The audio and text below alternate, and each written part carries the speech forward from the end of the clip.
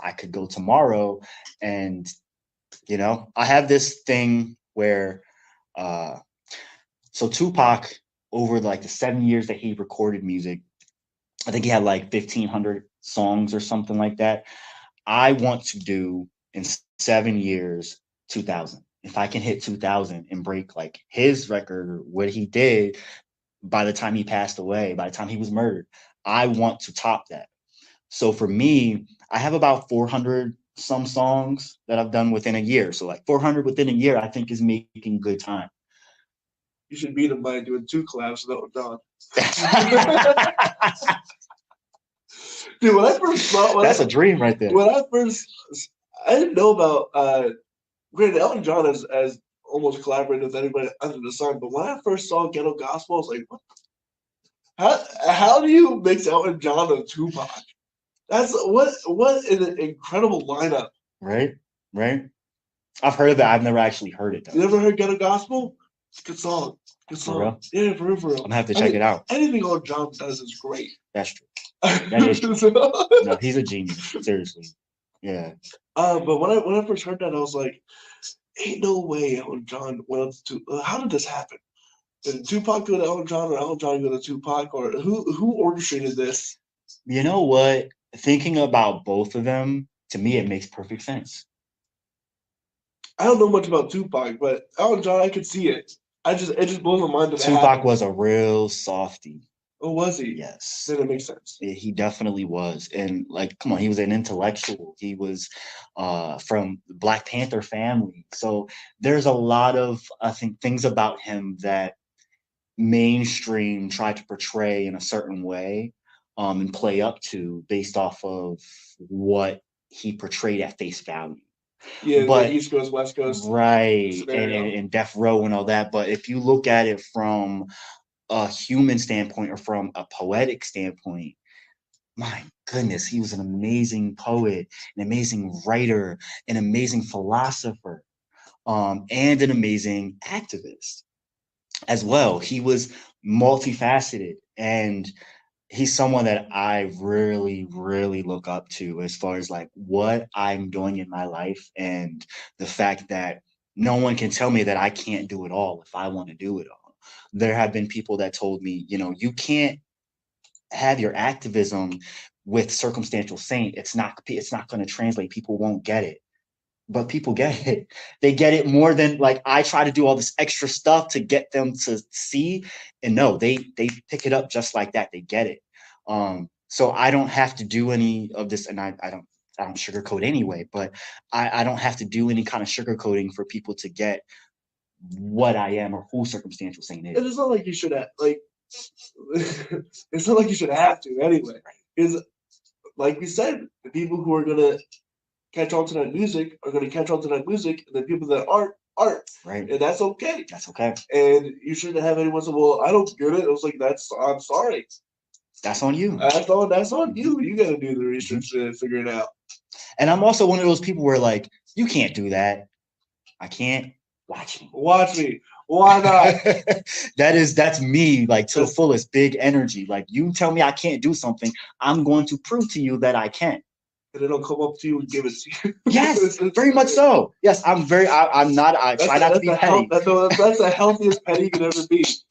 Right. That's the best kind of petty. So you can't. Some person told me that I couldn't do something. I couldn't write movies. Here I am writing music for movies. Right. And some people said I'm never going to amount to anything in life. Watch me. That part. And watch me. Seriously, man, congrats, because that's big. But I mean, that's the best petty you can be. I mean, there's also development pettiness that we won't get into. But the best sort of petty is when someone says you can't do that or you can't do that. That's not how that works.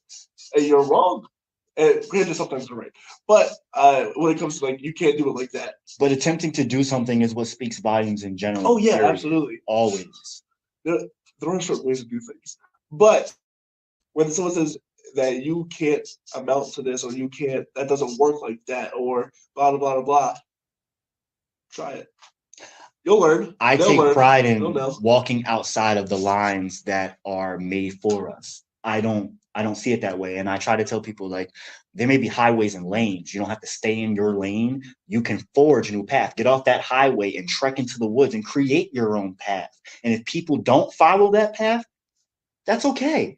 You got somewhere based off of what you wanted to do. And you're gonna learn. You're gonna learn more doing that than any way else. It's just how it is. Mm-hmm. There wouldn't be anything new. I mean, granted, there is nothing new under the sun, but also at the same time, mm-hmm. there's new ways of doing things all the time. There's new music coming out. There's new genres coming out. There's new everything. And when it happened, if someone just stayed in their lane. See, and that's the thing. Like when I got started, there were people I looked up to. Like I don't know if you've heard of Londrell. He's what people compare me to nowadays because that's the big famous person that they see doing something similar to what I do. But I know that there's so many other artists out there that inspire me.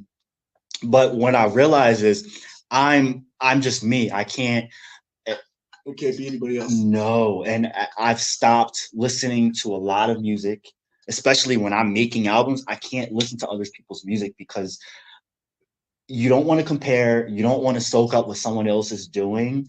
I don't want all that other stuff soaking in and kind of contaminating my juice, if that makes sense. And it's not any dig at anyone else or myself.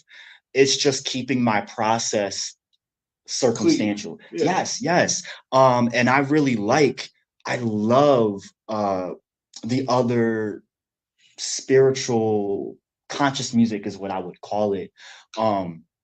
But I've learned that I have my own thing. I have my own lane. And when I try to explain what I am to people, they don't get it until they hear it.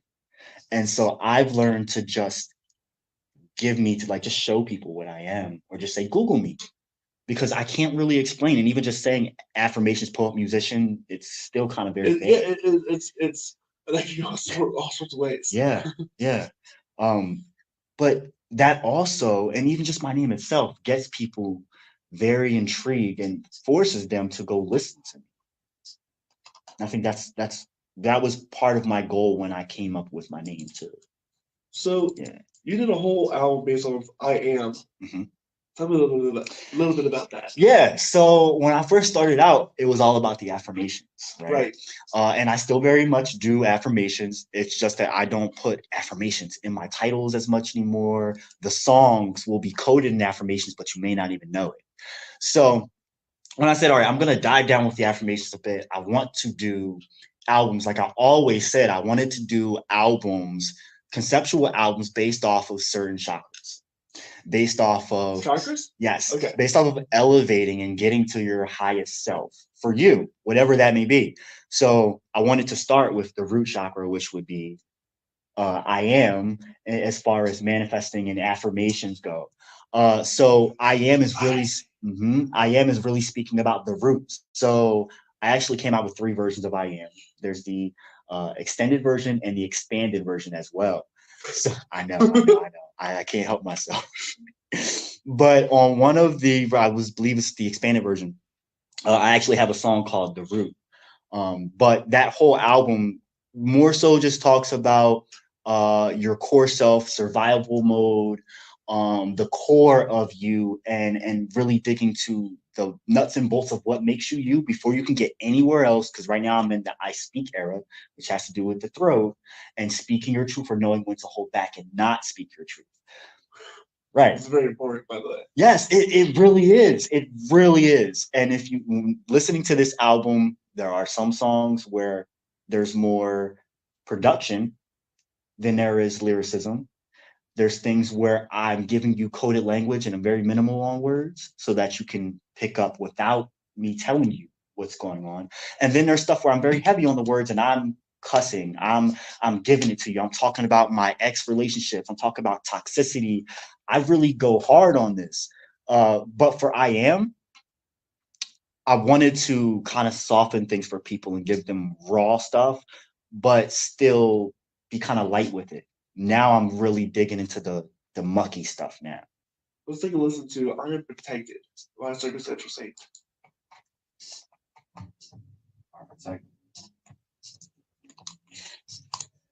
Yeah, this is actually, I meant to tell you that. This is off of, so I released two albums at the same time.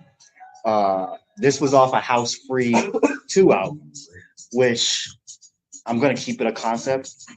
I'm going to release like House Free 3, 4, whatever. I'm going to keep it going. So it's just like either house cuts of just production with just me doing house beats combined with remixes of previous songs. So they'll essentially be remix albums.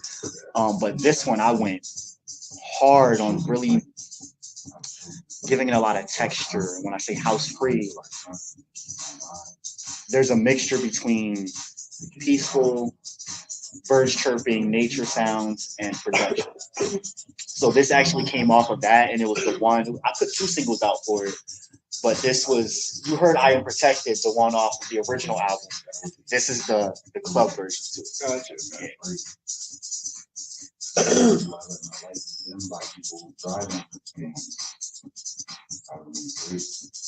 It's actually still one of my favorite songs. The original too. I just wanted to do something different with it though.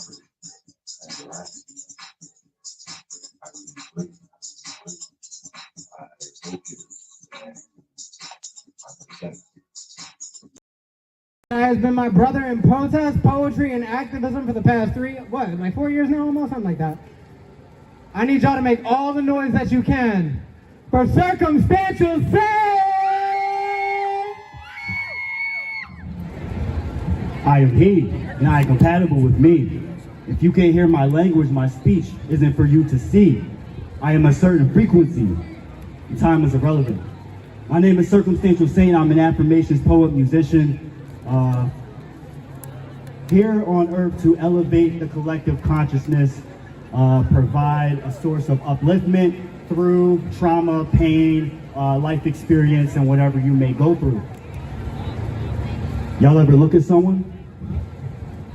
Like, really look at someone.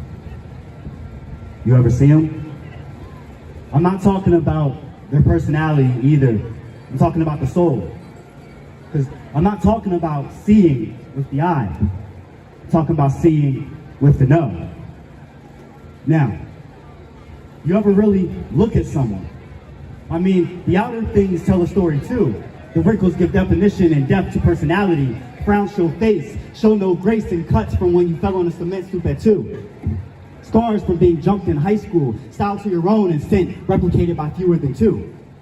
Laughter, the smile that can hide a million cries or show how free one is in their mind. You ever hear someone speak to you through their smile alone? Not the smile that's happy, the smile that you know is hurting them to do, but it's all they can do, and you know it's this way, and so you smile too? How does that make you feel? Now, you ever look at someone and see the scars and ask how they got it? You ever think about what it took for that scar to get to the point where you are seeing and receiving it? That scar on that person has a story. You are near that story. Tap in. Tap into that story. You ever look at someone and know they have stories?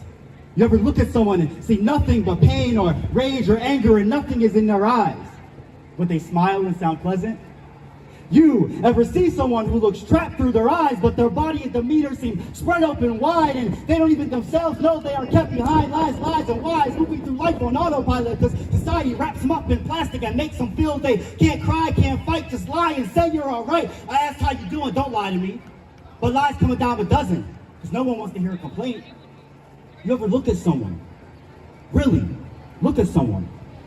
Feel their pain, look up and see their rain, coming down as their fears and self-deprecating voids of misused tools overlooked because everyone wants to be brand new, yet no one wants to do the work to clean up their rooms.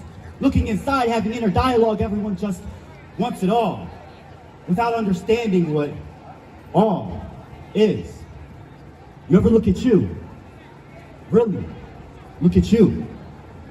You ever see you? Like really, see you. Do you see the unhappy? Do you see the tired?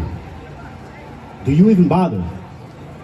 I can feel you're rude, and my presence does so very mind to be in and around that my douche is depressing, and wait, I'm depressed. Shit's a mess, and we don't do enough digging within and comparing for the right reasons. Hell, they fault you for doing the same shit he did to you, but because it's him and his life, it makes it okay for him? Yes, perspective is everything. Do right and look within. We got a whole realm of folks walking around with no sight, just working themselves to death, dumbfounded and blinded workers, worshiping a Goldilocks zone of maybe 3 to 4 years with supple, non-scaggy skin, and 1.2 kids in 2.5 bathrooms, no in-house extended kin, compartmentalized mentality. That's the wrong duality. I'm talking about the actually, the full experience. One is the other, one affects the other. I am you, you are me, I see you. Do you see me? My wrinkles can't tell you lies. My eyes may hide, but my eye is speaking open wide. You won't hear me because you choose to be blind. Now I've been trying to figure out how to break it down for you to open up your mind. Let me in. Feel me, kin. The world is more than the words we breathe through our skin. The sun, the wood, or the plants are melanin. Do you really see me? All that is coded within. Because I bear all, and some say that's too much, yet they consume too much. And I'm too much? I'm not enough.